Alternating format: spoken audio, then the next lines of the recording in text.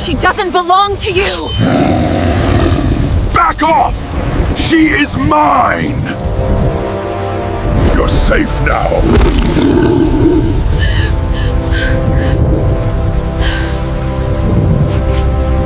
I'm so glad you're here to dive into a story that will pull you into a world of danger, desire, and dark romance. Before we begin, don't forget to like this video, comment below where you're watching from, and rate this story from 1 to 10. And of course, make sure to subscribe so you don't miss any of our thrilling tales. Now get ready to enter the shadowed world of wolves, power, and a love that defies fear. The moon hung low, silver and unforgiving as I pressed against him, feeling the heat of his body against mine. His scent, dark and wild, wrapped around me, claiming me in a way no one else ever could. His hands, rough and commanding, traced the line of my jaw, tilting my face toward his, and I shivered at the intensity in his eyes everyone in the pack feared, but that softened only for me. "You're mine," he murmured, his voice a low growl that made my blood pulse faster. I could feel the raw power thrumming beneath his skin, the kind that made even the strongest tremble. Yet here in this moment it was mine and only mine. I trembled beneath him, my pulse matching his as he drew me closer. His lips brushed mine, not a gentle kiss but a fierce, claiming kiss that made the world narrow to just the two of us. I felt the beast inside him, dangerous and merciless, and yet in my presence it hesitated. I had never known fear and desire could feel so intertwined. Every fiber of me ached for him, and I knew as he held me tight, that no one else could ever reach this part of him, the part that existed only for me. The air was thick with tension when I first stepped into the clearing. My heart raced, not from fear but from anticipation. The pack had gathered, their eyes sharp, judging, wary. I was the Omega, but tonight felt different. The moonlight glinted off the trees, casting silver streaks across the ground, and I knew he would be here. He appeared without warning, moving like a shadow, silent but undeniable. The pack fell silent at his presence. Even the Alpha's second-in-command avoided his gaze. Everyone feared him, whispered rumors of his ferocity, of his strength. And yet, I felt nothing but an irresistible pull. He stopped a few feet from me, his dark eyes locking onto mine. Every instinct screamed danger, but I couldn't move. His aura was suffocating, magnetic, and I was drawn into it like a moth to flame. "You shouldn't be here," he said, his voice low, vibrating in the space between us.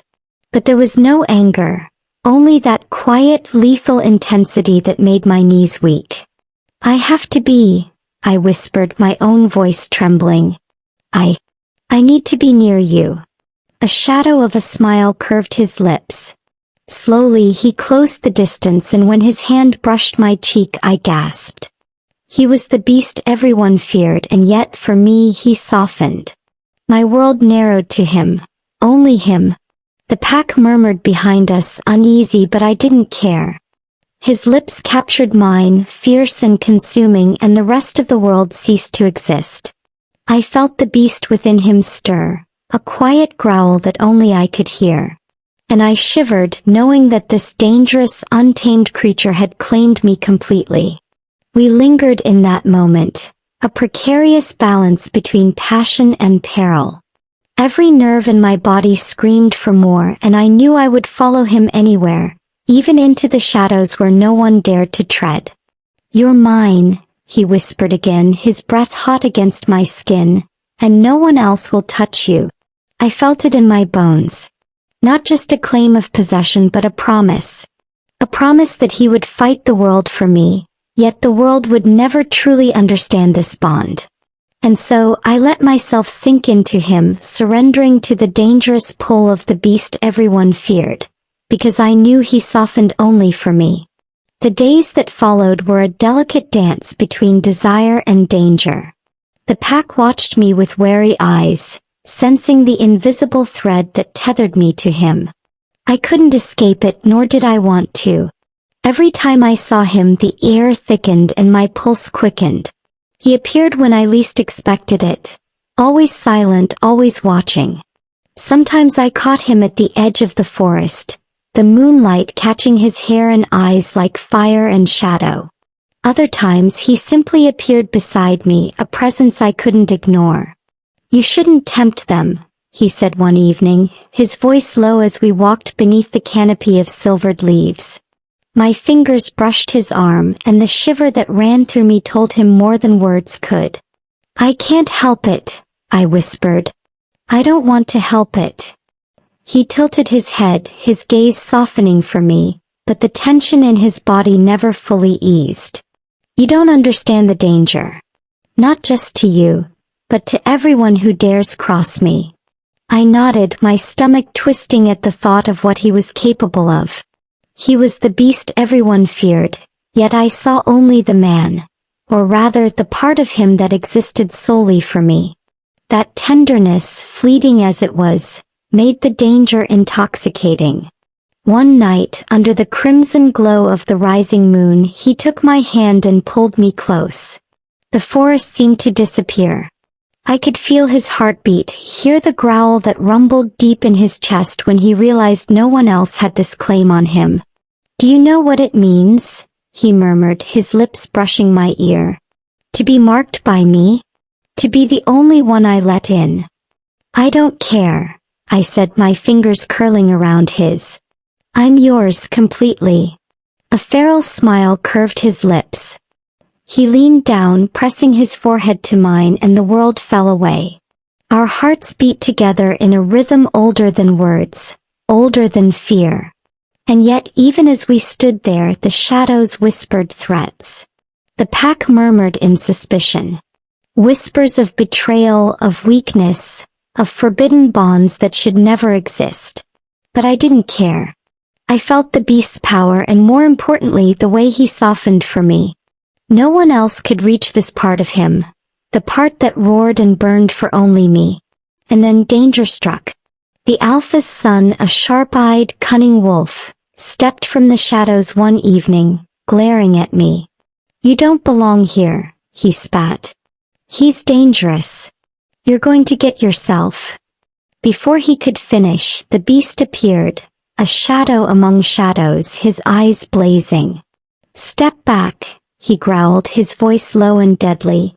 The pack froze. Even the Alpha dared not move.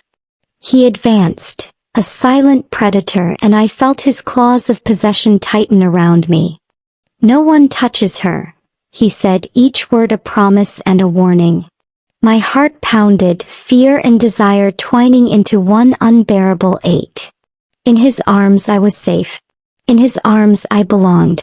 And I knew deep in my soul that no matter the threat, no matter the pack's whispers, he would fight for me. Because I was the only one who could tame the beast everyone feared, and in turn, he had already claimed me, body, heart, and soul.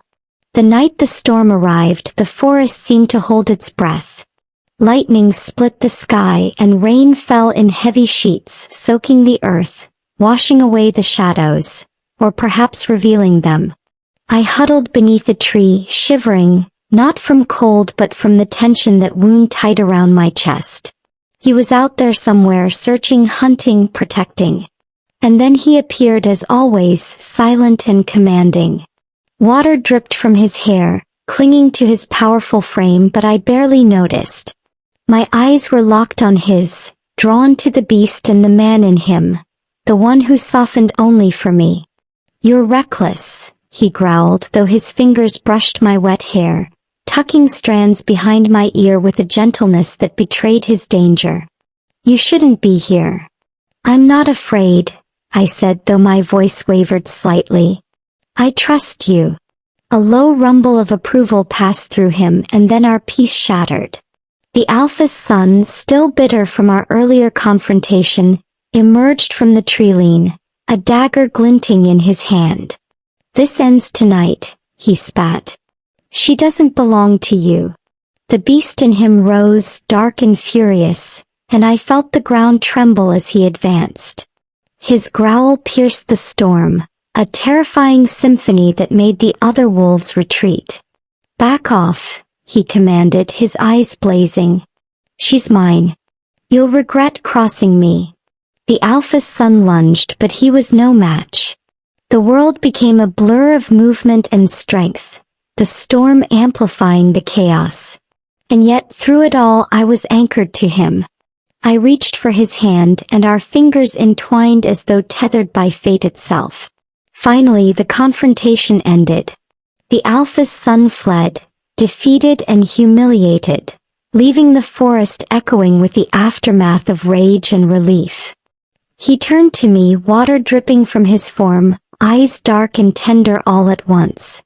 "You're safe," he said, pulling me close.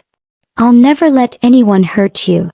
I rested my head against his chest, listening to the steady rhythm of his heartbeat, the growl beneath it fading into a protective purr. "I know," I whispered. "I'm yours." For a long moment we stood there, soaked and trembling, surrounded by the storm's fury. And yet I felt an unshakable calm. The world could fear him, the pack could murmur, but none of that mattered. I had seen the man beneath the beast, the tenderness beneath the terror. He softened for me, and in return I gave him everything, my trust, my heart, my soul. When the storm finally passed, leaving the forest glistening and renewed, we walked back together, bound by something stronger than fear, stronger than desire. The beast everyone feared had softened for me, and I, in turn, had surrendered to the dangerous, consuming love that only he could give. In the shadows and the moonlight I realized the truth. No one else could claim me, no one else could tame him. And in that dark, perfect bond, we found our eternity, fierce, forbidden, and unbreakable.